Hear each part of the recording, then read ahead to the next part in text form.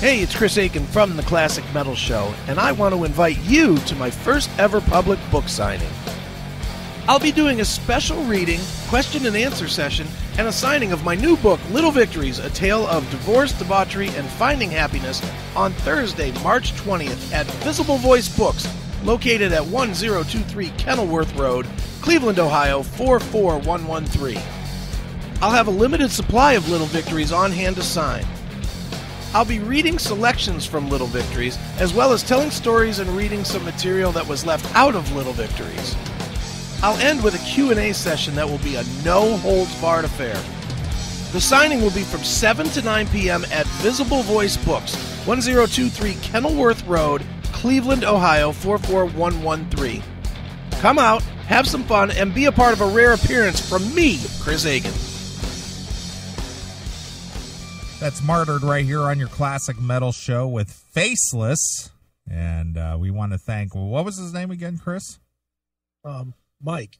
Mike from Martyred for being a part of the Classic Metal Show. Seemed like a nice enough guy.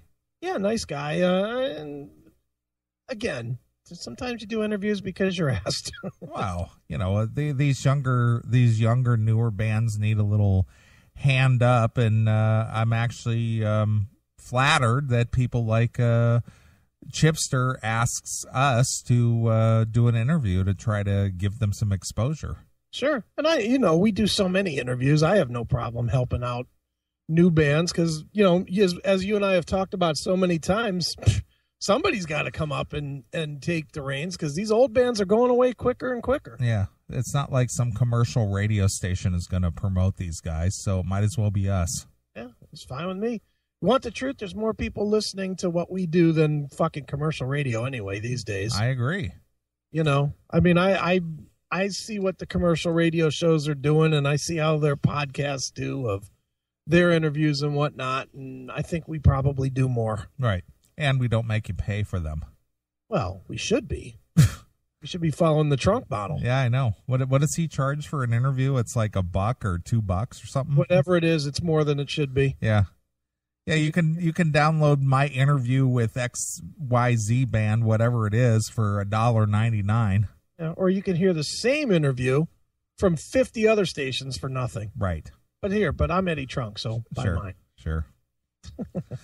Well, anyway, dude, coming up this coming week, you've got the first of your personal appearances to do a book reading / book signing this week. Yeah, doesn't that sound dumb, my personal appearance? Well, I mean, you do have a product out there in the media, and you got to go out there and promote it. So, no, I don't think it sounds dumb. I mean, do you remember, maybe you remember, maybe you don't.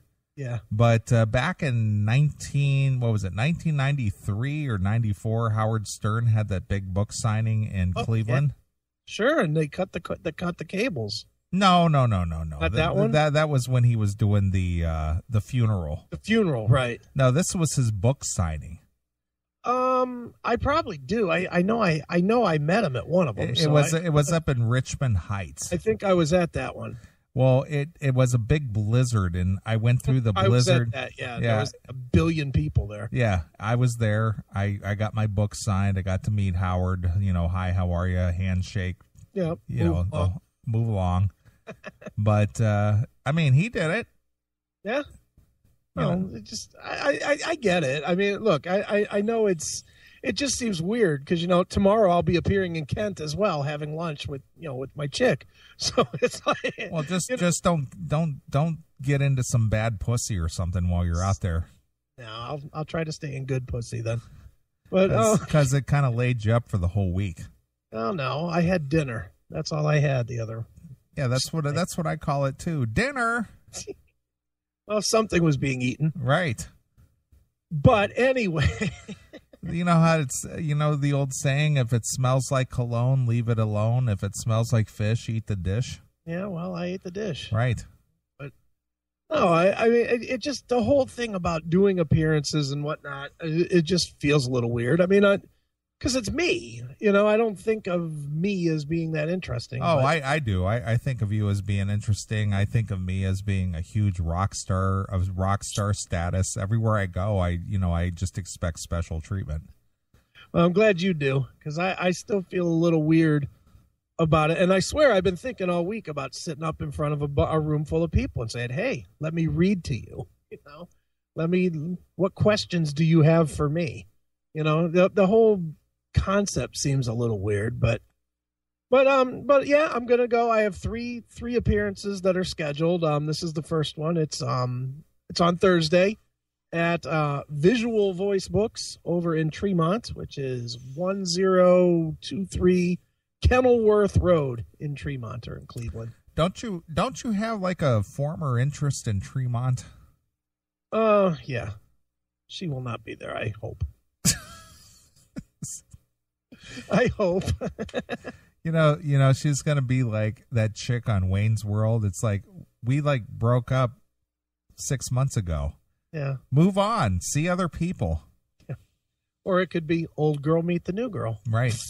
I hope it doesn't come to that either. Right. That's all the additional pressure I need for this fucking thing. Thanks, Neeley. So are you bringing your latest conquest along?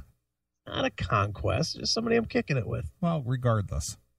She's going to be there. Yeah, she's going to hand out the books, and she's going to act as your publicist. First of all, there's no handing out shit unless she's collecting cash. Right. I got to sell some of these fuckers. Sure. But no, I don't know. She's just going. She's going to go. But yeah, she's going. I'm going to be there. My mom's going to be there, so we'll see if I can still tell dirty stories if my mom's there. Right. That should be an interesting test. But this is the first one. The big get is that it's sort of a reunion with the Warlock. Oh, is he coming out then? He's not only going to come out, but he's going to kind of read his chapter. No, he's gonna. That's not a bad idea, actually. That's really a good idea. No, he's going to kind of be like the director of sorts. He's going to kind of direct the Q&A a little bit, and he's going to make some comments and kind of lead me into some storytelling stuff and whatnot. So he's basically going to act as a catalyst for you. Exactly. He's going to be you, basically. Oh, okay. He's going to open the door, and I'm going to walk through it. Sure.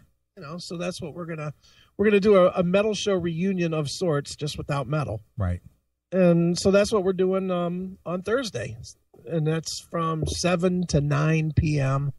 out there at Visible Voice Books, which is a pretty cool store, actually. Right. Nice. And I'm assuming when you say it's a pretty cool store, you've already been there to scope it out. Yeah, I scoped it out. It's a cool little, not very big. So if you're planning on coming, be there by 7, or you ain't really going to get in. It ain't like there's 500 seats in there. There's probably 20. Is it like Jay and Silent Bob's Secret Stash? In that size range. I mean, it's just a little small bookstore. It's not huge, right? By any means. And the little place where it's going to be at is just a little kind of a cozy. It's sort of a. I hate to say Starbucks because that sounds like a real douchey thing, but it's just like a little small spot. I mean, let's face it, what I write versus what most people write and do readings for are two different things. It's the perfect room for what most other people do readings for. Sure. Well, I was going to ask you, is it like an old-time beatnik coffee shop where somebody's serving cappuccino and somebody's in the corner playing bongos silently? I don't think there'll be any bongo playing, but I wouldn't doubt at all that you could get yourself some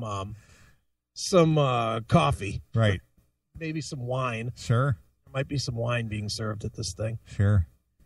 So I might be all fucked up. you might consider bringing a bongo player just when you read some of the dramatic parts. It said, and then she came into the room and announced she was leaving me. Yeah. Exactly. And I was sitting on the edge of the. I was sitting out in the backyard with my loaded judge, ready to blow my head off. Oh, again. Exactly. That's what you need. Maybe so. Maybe that's the missing thing. I'll have to go. My friend Anthony up the street's a drummer. I'll bet he's got a set of bongos. Jackal One says, I play the bongos, Chris. All right, I'll reach out to my friend Anthony tomorrow, and I'll see if I can borrow some bongos from him. So silently as you start reading, you just hear this continuous. And as I start reading, it gets faster. And then when you get to the most dramatic parts, you get that. And then all of a sudden there was silence. Then I cocked the pistol in the gun. I think that would add an element of drama to the thing. You know, I'm supposed to record this thing for my publicist because he wants it for some promotional stuff that he's getting ready to do. Boy, that would probably really piss him off. It would be a very 50-ish beatnik thing. That'd be great. I could wear an old 50s, like a 50s Hawaiian shirt or something. Or you could wear like a Nehru jacket. Give me a little corncob pipe. Or you could get like a pencil-thin mustache. Oh, I should just shave everything off except just a real thin mustache. And just a little tuft of hair on your chin. And you would look like Dobie Gillis. He'd be like, what the hell? I'll be making like old school references here. I know, dude, that would be funny as shit, wouldn't it? It would. You could wear some like love beads around your neck, like puka shells or something. Big old fucking peace. What is the peace sign? Yeah, you could wear a chicken foot. Right, there we go. It's a chicken foot. Is that what that's called? Yeah. That's why they have that. That's why they have that symbol on Chicken Foot album. It's a chicken foot. Yeah. Ask Miles the Shoe. He's in the chat room. He should know. He would know. He's friends with all those big wigs and chicken. Yeah. He talked to Michael Anthony this week. Yeah, he did. Better than we're doing. Right. He talked to Michael Anthony. We talked to Martyred. How's that work? Man. Well, his brother did say he was, heads and shoulders more popular than us. Oh, he's right. Well, speaking of Miles the Shoe. Yeah. Oh, once again, why don't you throw that plug out there?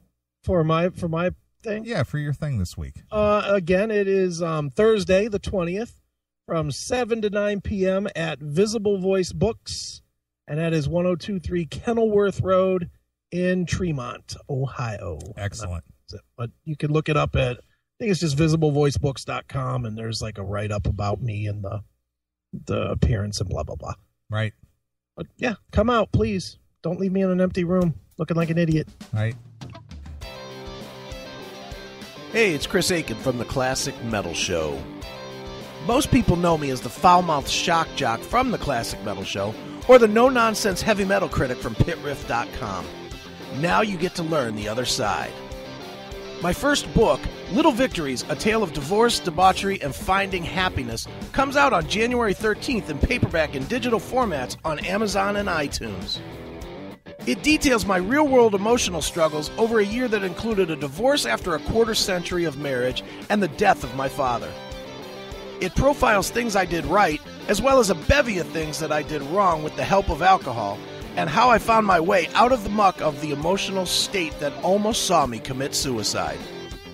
Pre-order your copy of Little Victories, A Tale of Divorce, Debauchery, and Finding Happiness today at www.chrisaikenbooks.com and get in touch with the more fallible side of me, Chris Aiken. Sounds happy, huh?